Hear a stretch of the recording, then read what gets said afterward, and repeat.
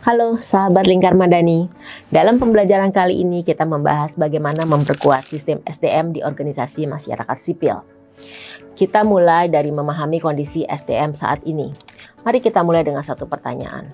Pernah tidak tiba-tiba ada program besar, tapi kita baru sadar tidak punya staf untuk menjalankannya? Atau sebaliknya, kita sudah merekrut tapi stafnya resign. Seringkali kita baru merekrut setelah ada kekosongan, ada staff resign, baru kita cari penggantinya. Ada proyek baru, baru kita tambah staffnya. Akibatnya rekrutmen jadi buru-buru, beban bertambah, dan program ikut terdampak. Kalau salah satu dari situasi terasa familiar, mungkin organisasi kita belum punya perencanaan SDM yang matang.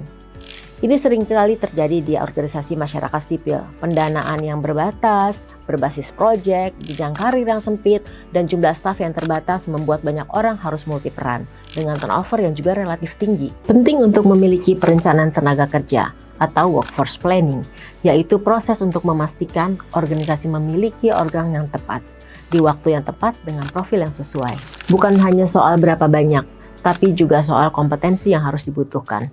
Dan apakah staf yang kita miliki sekarang sudah mencukupi? Perencanaan SDM yang baik justru sudah mempertimbangkan semua itu jauh sebelumnya. Kita juga harus tahu sebelumnya dalam 6-12 bulan ke depan kita butuh staf seperti apa, kompetensinya seperti apa, untuk mendukung spesifikasi program yang seperti apa. Fungsi HR yang strategis diperlukan sehingga kita tahu arah organisasi ke depan. Sekarang kita bertanya, mengapa organisasi perlu mengetahui kondisi SDM sebelum melakukan perbaikan? Disinilah workforce planning menjadi penting. Workforce planning adalah proses memastikan organisasi punya orang yang tepat, dengan kompetensi yang tepat dan di waktu yang tepat pula.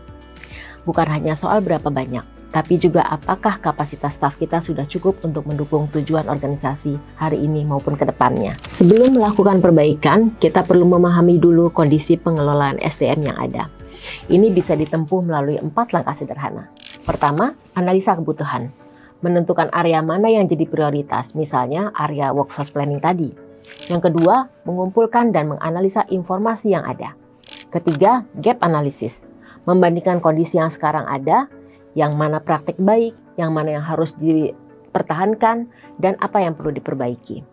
Keempat, menyusun rencana aksi sebagai dasar penguatan sistem SDM. Sebelum lanjut, coba refleksikan 3 pertanyaan ini.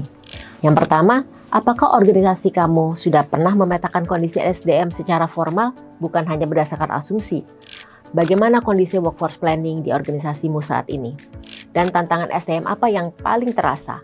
3 pertanyaan ini bisa menjadi pemantik titik awal rencana aksi SDM organisasi kamu. Hari ini kita belajar bahwa perbaikan SDM selalu dimulai dari memahami kondisi organisasi kita saat ini. Jangan lupa subscribe kanal YouTube Lingkar Madani dan nyalakan lonceng notifikasi.